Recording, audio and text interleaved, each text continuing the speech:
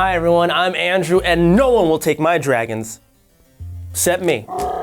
Whether they're dwelling in the deepest dungeon or reclaiming the Iron Throne, these sinister serpents have tormented humanity for centuries. And now, it's time for them to go extinct. So roll for initiative, spread your wings, and start slaying, because this is how to kill dragons.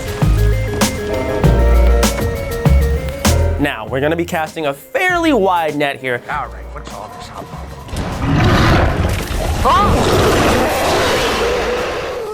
Because a lot of different monsters get swept under the label. Technically, a dragon is a quadrupedal creature with wings on its back, while the two-legged monster with bat wings is known as a wyvern. Then you've got your flightless variants like drakes and worms, not to mention a rich tradition of bearded badasses from South and East Asian cultures. Our entire species evolved in fear of these fire breathers. Dragon! Dragon! Dragon! Dragon! Could someone stop that man from yelling dragon? But no matter what you call them, your best bet to beat them are blades.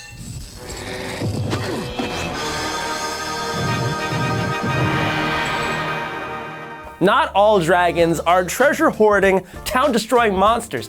Hashtag not all dragons. They make damn good friends too.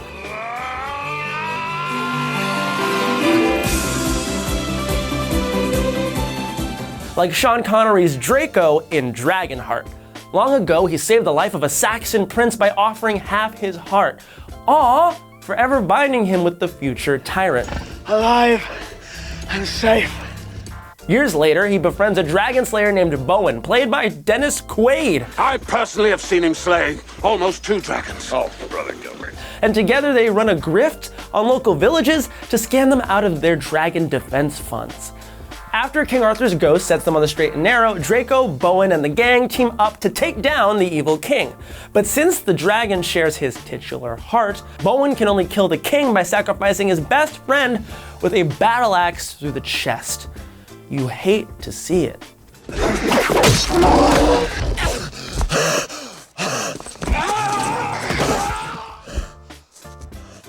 Now, as awesome as axes are, when it comes to killing dragons, it's tough to beat a sword.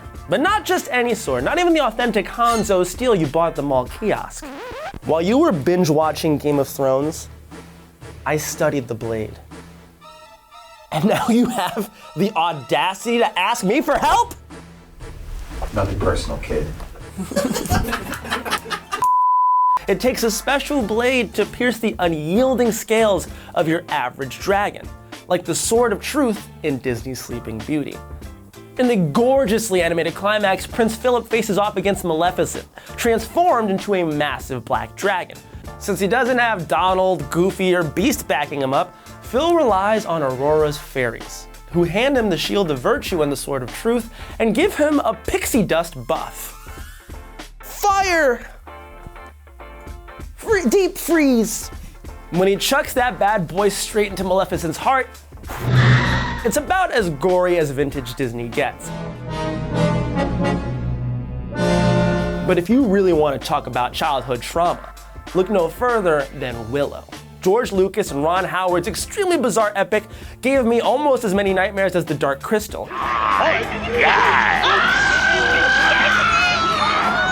But the tale of a kind dwarf destined to save a baby princess still holds up as a solid fantasy film, complete with swords, sorcery, and a deadly dragon.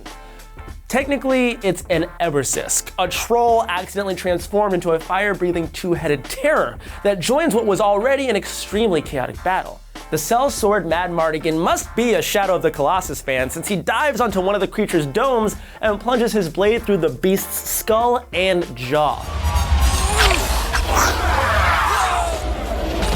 Its mouth is pinned shut, and whether it's the buildup of a blazing burp or the steamy sight of Val Kilmer making out with a warrior princess, the dragon's head explodes in a shower of flame and gore.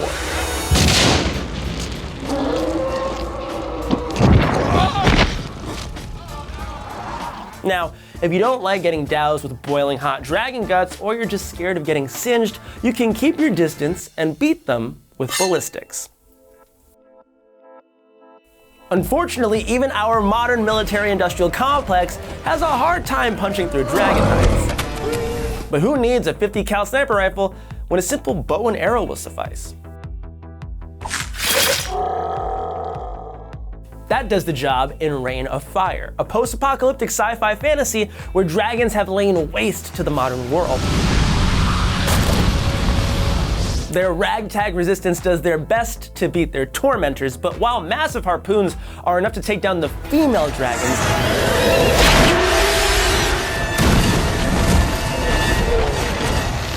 the lone alpha male isn't going down that easy. One night, when the dragon's vision is impaired by darkness, our heroes stage a counterattack in the ruins of London, shooting an explosive crossbow bolt down the great beast's gullet and ensuring the dragon's extinction.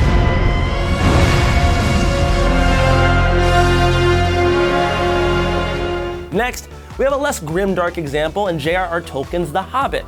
The evil Smaug has set up shop deep inside the Lonely Mountain, literally lying in wait on a pile of treasure, so the gold and jewels form a barrier on his fleshy underbelly.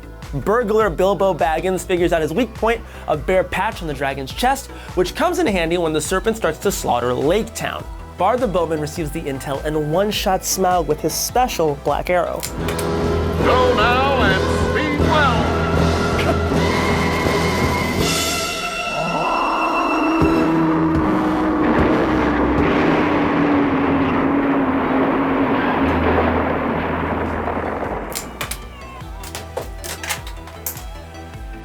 Now in the book, it's just that, an arrow forged by the former king under the mountain. But since the movies had to fill 9 hours to justify its $700 million budget, Smaug's death is a little more drawn out. First, he survives a boiling golden shower. Yikes. Then unleashes his desolation during the Battle of the Five Armies. Bard and the Black Arrow both make an appearance, but since the movies have to be so damn extra, it's been reimagined as a crossbow contraption built atop a tower. Of course, fancy gadgets are no match for Flame, so the Bard utilizes his bare hands and his son's shoulder to deliver the killing blow.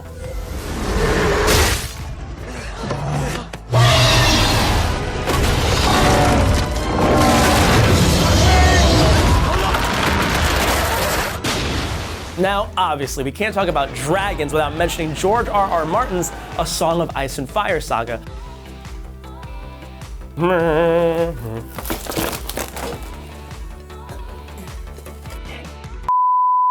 So be warned, spoilers for Game of Thrones lie ahead. It's no surprise that dragons can die in Westeros. The Doom of Valyria thinned their ranks considerably, and the civil warfare and Dance of the Dragons pretty much made them extinct. I mean, those 19 skulls hanging around the Red Keep didn't come from Cracker Jack boxes. Well, 18 now, because Qyburn destroyed the remnants of Balerion when he was beta testing his ballista. The first field test was a failure.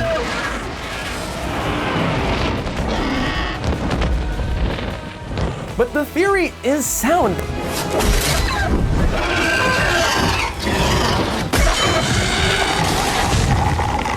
And hey, it worked for the Night King too. He nails Viseron with a spear, icing the futurized dragon.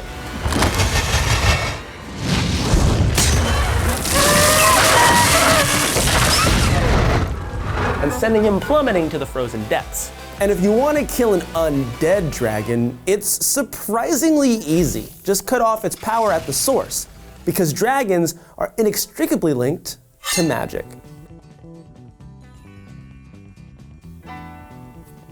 Magic. You may not have heard of 1981's Dragon Slayer, but its star, Vermithrax Pejorative, is quietly one of the most influential dragons ever depicted on screen.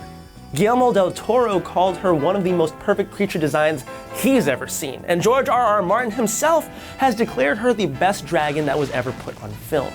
She was brought to life by stop motion and 16 incredible animatronics designed by Phil Tippett and ILM, and she was brought down by one exploding old man. Let's backtrack for a second. Our hero is Galen, a sorcerer's apprentice entrusted with the ashes and magic amulet of the late wizard Ulrich. He uses it to enchant a spear, the titular Dragon Slayer, but it only wounds the wicked beast before breaking. Fortunately, Galen finally catches on to his old boss's plan. He resurrects the wizard on a burning lake of fire, waits for Vermithrax to snatch him in her claws, and smashes the amulet, causing Ulrich to explode in a blast that rivals the second Death Star in sheer magnitude.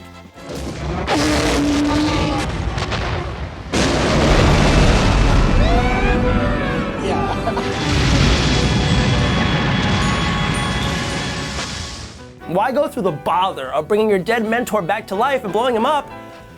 Well, you can just shout your problems away, you know? Like a real New Yorker. I'm walking here, Viseron. By the time you finish playing The Elder Scrolls V Skyrim, you've probably killed more dragons than St. George, Sigurd, and Beowulf combined.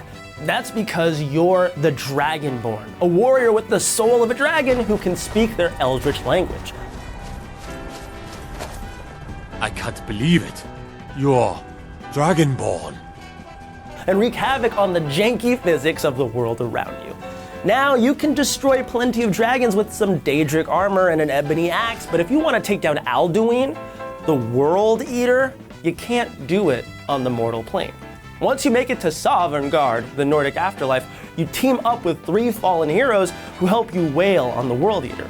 But in order to end his life, you have to use Dragon Rend, a shout that tears the immortal dragon's soul to shreds by forcing them to reckon with the concept of mortal death.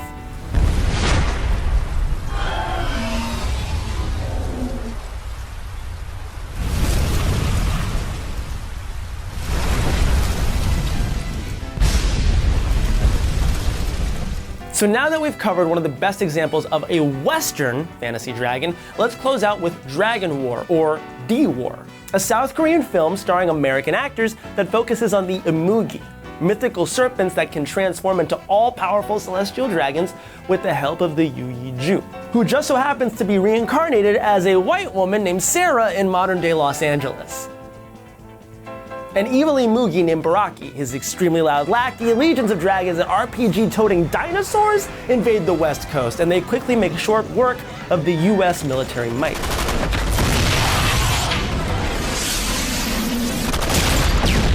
But by the end, the entire evil army is disposed of with, what else? A magic medallion. As for the big bad himself, Baraki snaps the neck of his noble counterpart, but when Sarah sacrifices herself, the good Imugi transforms into his final form and destroys his evil rival with a torrent of cleansing fire right down his throat.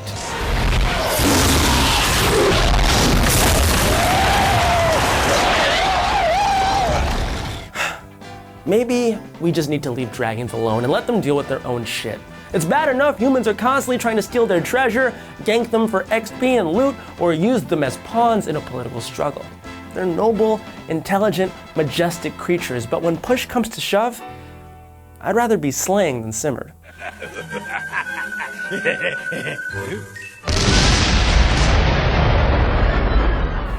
Thanks everybody so much for watching. I want to know, what would you do if you encountered a dragon? Would you steal their treasure, stab them with a sword, or be their best bud? Leave a comment and please subscribe to Now This Nerd for more Slash Course.